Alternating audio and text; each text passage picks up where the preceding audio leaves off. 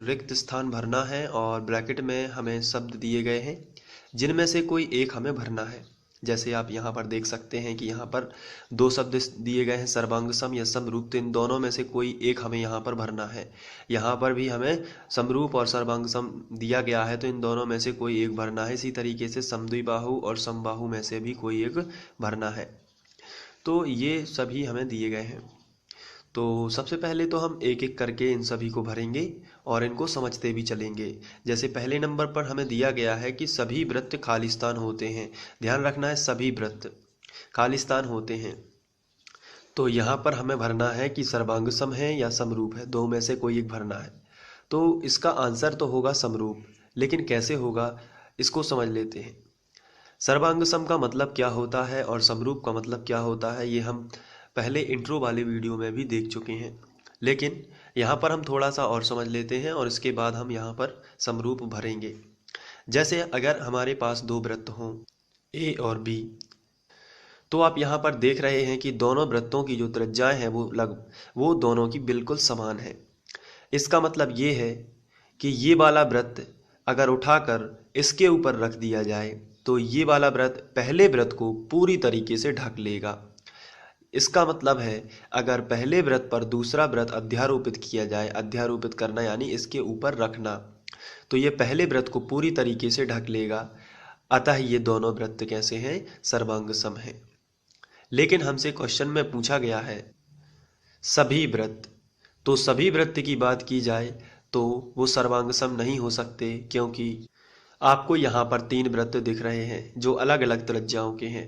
पहला जो वृत्त है वो 1.5 सेंटीमीटर त्रिज्या वाला है, जबकि दूसरे नंबर का जो वृत्त है वो 1 सेंटीमीटर का है और तीसरे नंबर का वृत्त है 2 सेंटीमीटर। तो क्या ये सर्वांग सम है? तो आंसर है नहीं, क्योंकि अगर इसको इसके ऊपर रखेंगे तो ये वाला वृत्त इसको पूरी तरीके से नहीं ढक पाएगा। इसी तरीके से 2 सेंटीमीटर वाला वृत्त भी इसको पूरी तरीके से ढक लेगा, लेकिन एक्स्ट्रा भी रहेगा, क्योंकि ये बिल्कुल समान नहीं है।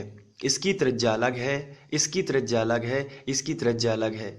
तो यहाँ पर जो सर्वांग सम वाली बात है वो सभी वृत्तों पर लागू नहीं होती है, क्योंकि उसमें सर्वांग सम होने के लिए शर्त क्या है कि त्रिज्याएं कैसी होनी चाहिए, समान होनी चाहिए। सभी वृत्त केवल समरूप हो सकते हैं जो दिखने में कैसे हैं, समान है, कि ये भी गोल है, ये भी गोल है, ये भी गोल है, तो ये कैसे हैं, समरूप हैं। लेकिन हम ये बिल्कुल भी नहीं कह सकते कि सभी वृत्त कैसे हों, सर्वांग सम हो। सर्वांग सम का मतलब बिल्कुल साइज में एक जैसे हों।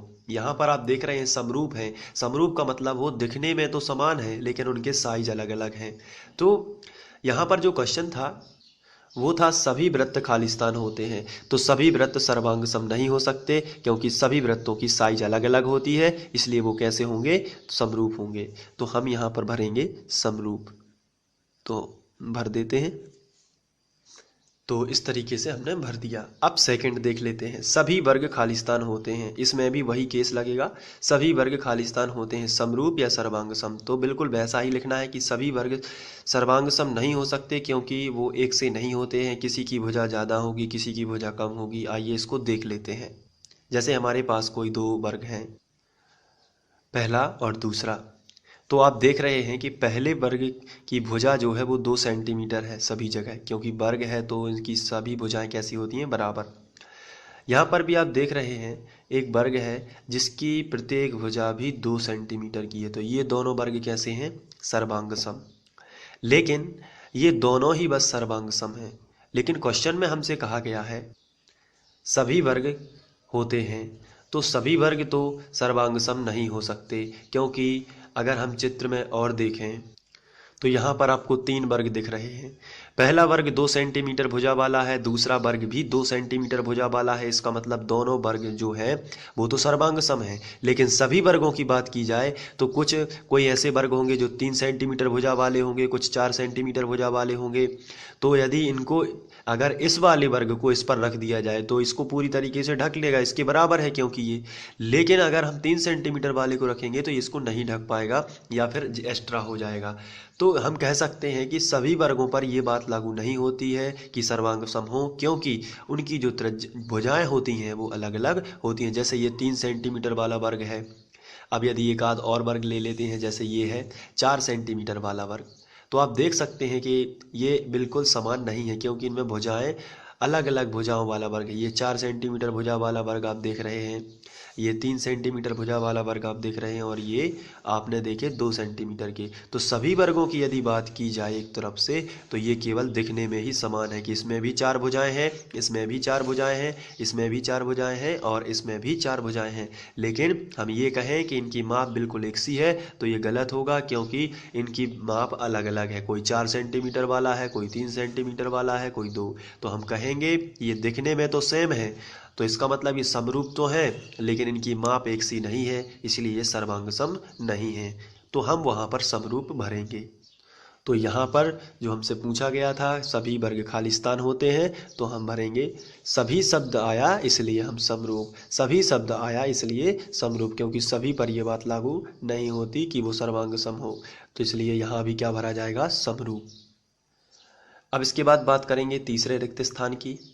इसमें दिया गया है सभी खालिस्तान त्रिभुज समरूप होते हैं। तो इसमें फिर एक बार सभी शब्द आ गया है, सभी में सर्वांग सम, लेकिन यहाँ पर हमें ना तो सर्वांग सम लिखा हुआ है और ना ही समरूप लिखा हुआ है, इसमें कुछ और ही दिया गया है। तो सभी खालिस्तान त्रिभुज, तो आपको बताना है कि समबाहु त्रिभुज समरूप होते हैं कि समद्विबाहु त्रिभुज। तो समबाहु त्रिभुज की यदि बात करें तो एक ऐसा त्रिभुज होता है जिसमें सभी भुजाएं एक सी होती हैं। अगर हम बात करें समबाहु त्रिभुज की, तो इसकी समबाहु यानी कि सम यानी समान, बाहु माने भुजाएं, जिसकी सभी भुजाएं बिल्कुल समान हो। आप चित्र में देख सकते हैं कि जितनी इसकी ए बी है उतनी ही बी सी है और उतनी ही सी ए है। तो इसकी सभी भुजाएं कैसी हैं, समान हैं, और साथ ही साथ इसके कोण जो होते हैं वो 60-60 अंश के होते हैं। ये समबाहु त्रिभुज की विशेषता होती है। तो यहाँ भी 60 डिग्री का बनेगा, यहाँ भी 60 डिग्री का बनेगा और यहाँ पर भी 60 डिग्री का। कहने का मतलब ये है कि समबाहु त्रिभुज में कोण भी बराबर होते हैं और भुजाएं भी बराबर होती हैं। तो अब यदि बात की जाए समबाहु त्रिभुज की, तो समबाहु त्रिभुज जो होता है वो एक समबाहु त्रिभुज, लेकिन सभी समबाहु त्रिभुज की बात की जाए तो वो अलग अलग माप के हो सकते हैं। यहाँ पर भी आप देख रहे हैं कि 3-3 के हैं, तो ये दोनों त्रिभुज कैसे हैं, समरूप हैं। लेकिन साथ में होता क्या है कि इनकी भुजाएं भी बराबर हैं। लेकिन यदि बात की जाए सभी समरूप त्रिभुजों की, तो समरूपता की शर्त जो होती है वो समबाहु त्रिभुज पर लागू हो जाती है, क्योंकि समरूपता की शर्त जो है वो है संगत कोण बराबर होने चाहिए। तो मैंने अभी आपको बताया है कि समबाहु त्रिभुज के संगत कोण ये होते हैं, समबाहु त्रिभुज का प्रत्येक कोण हमेशा 60 अंश का ही होता है। तो यहाँ पर भी 60 बनेगा, यहाँ पर भी 60 बनेगा और यहाँ पर भी 60 बनेगा। इसी तरीके से यहाँ पर भी कोई भी समबाहु त्रिभुज हो उसमें जो एंगल होता है वो 60 डिग्री का ही होता है। तो यहाँ पर भी 60 अंश का कोण बनेगा। अब ये हम दोनों किसी भी सभी समरूप त्रिभुजों के लिए, सभी समबाहु त्रिभुज के लिए, किसके लिए, सभी समबाहु त्रिभुज के लिए हम समरूप क्यों बोलेंगे, क्योंकि ये समरूपता के नियमों का पालन करते हैं। जैसे समरूपता के नियम होते हैं कि इनके संगत कोण कैसे होने चाहिए, बराबर, संगत कोण बराबर होने चाहिए और संगत भुजाएं अनुपातिक होनी चाहिए। ये इनकी शर्त है समरूप त्रिभुजों की, संगत भुजाएं अनुपातिक। तो हम चेक कर लेते हैं इसमें क्या ये इन दोनों नियमों का पालन करता है। तो आंसर है बिल्कुल करेगा, क्योंकि यहाँ पर कोण ए कोण पी के बराबर है। आप यदि ध्यान से देखें तो इनका संगत कोण ए जो है, इसका संगत क्या है, कोण ए का संगत कोण पी है, और ये आपस में 60-60 के हैं। कहने का मतलब इसी तरीके से कोण बी कोण क्यू के बराबर है और कोण सी कोण आर के बराबर है। तो पहली जो शर्त है इस पर ये खरा उतरता है, यानी कि संगत कोण इसके बराबर है। अब चेक कर लेते हैं जरा क्या दूसरी जो शर्त है इस पर ये काम करता है या नहीं। तो देख लेते हैं, संगत भुजाएं अनुपातिक होनी चाहिए। इसका मतलब ये है कि ए बी इसकी संगत भुजा, पहले त्रिभुज की भुजा जो ए बी है इसके संगत क्या है, पी क्यू। तो मैं लिखूंगा यहाँ पर ए बी बटे पी क्यू। तो ए बी आप देखिए कितना है, तो आंसर है 4 और पी क्यू कितना है, 3। तो ए बी बटे पी क्यू का अनुपात है 4/3। अब यहाँ पर बी सी देख लेते हैं। BC की संगत कितनी है QR, तो BC बटे QR हमें मिलेगा, ये भी 4/3 ही मिलेगा। इसी तरीके से पहले त्रिभुज की भुजा जो है AC और इसकी संगत क्या है PR, तो अगर हम AC बटे PR करें तो ये भी हमें 4/3 ही मिलेगा, क्योंकि यहाँ पर 4 है AC और ये 3 है। कहने का मतलब है कि ये संगत भुजाएं समान अनुपात में है, जितना AB बटे PQ 4/3 का है उतना ही BC बटे QR का अनुपात भी 4/3 है, और AC बटे PR यानी संगत भुजाओं का अनुपात भी 4/3 है, यानी सभी संगत भुजाएं समान अनुपात में है। तो इसलिए हम बोल सकते हैं दोनों त्रिभुज क्या होंगे, समरूप होंगे। और ये दोनों ही नहीं, सभी समरूप त्रिभुज जो है वो समरूप होंगे, सभी समबाहु त्रिभुज जो है वो समरूप होंगे, क्योंकि ये समरूपता के नियमों का पालन करते हैं। चलिए आगे बढ़ते हैं। तो यहाँ पर हम भर लेंगे कि सभी समबाहु त्रिभुज जो होते हैं वो समरूप होते हैं, तो हम यहाँ पर भरेंगे समबाहु। समद्विबाहु नहीं भरना है आपको, केवल क्या भरना है, समबाहु। इसके बाद ये जो है चौथा रिक्त स्थान, ये बहुत ही सिंपल है। भुजाओं की समान संख्या वाले दो बहुभुज समरूप होंगे यदि, तो सबसे पहले संगत कोण कैसे होने चाहिए, बराबर। कोण समरूपता की शर्त ही होती है संगत कोण बराबर, मैंने अभी आपको बताया है। और संगत भुजाएं कैसी होनी चाहिए, समानुपाती। तो ये है समरूपता की शर्त, कोई भी बहुभुज हो इस तरीके से आप इसको लिख सकते हैं। तो ये थे रिक्त स्थान। अब इसके बाद हम लोग प्रश्न क्रमांक 2 करेंगे। तो देख लेते हैं प्रश्न क्रमांक 2 क्या है। तो प्रश्न क्रमांक 2 में कहा गया है, निम्नलिखित युग्मों के दो भिन्न भिन्न उदाहरण दीजिए। युग्मों का मतलब होता है जोड़ा, तो यानी कि दो हमें उदाहरण देना है।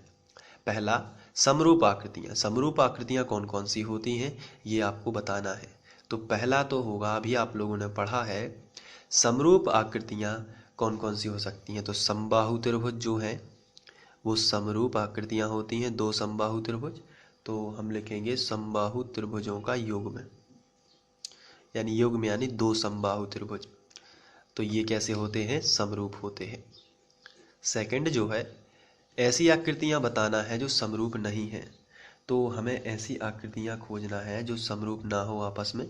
तो यदि मैं यहाँ पर वृत्त और वर्ग ले लूँ, वृत्त और वर्ग, तो आप देखेंगे वृत्त गोलाकार होता है जबकि वर्ग में 4 भुजाएं होती हैं। तो ये देखने में बिल्कुल भी समान नहीं होते, ये गोलाकार होता है इसमें 4 भुजाएं होती हैं, तो ये देखने में समान नहीं है, इसलिए ये समरूप नहीं है।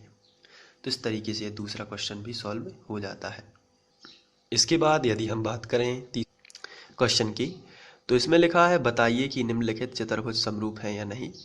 तो समरूपता की शर्त आपको ध्यान रखनी है, क्योंकि ये आगे आने वाले जितने भी अध्याय हैं उन सभी में काम में आएगी।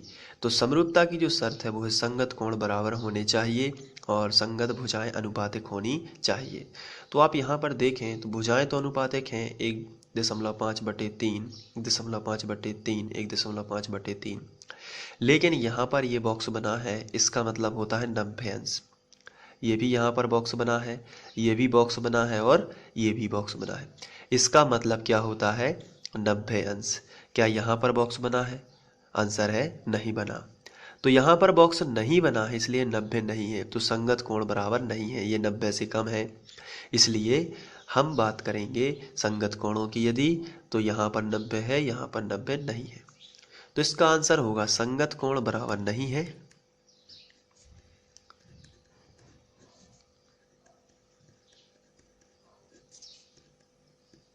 इसलिए दोनों चतुर्भुज समरूप नहीं है।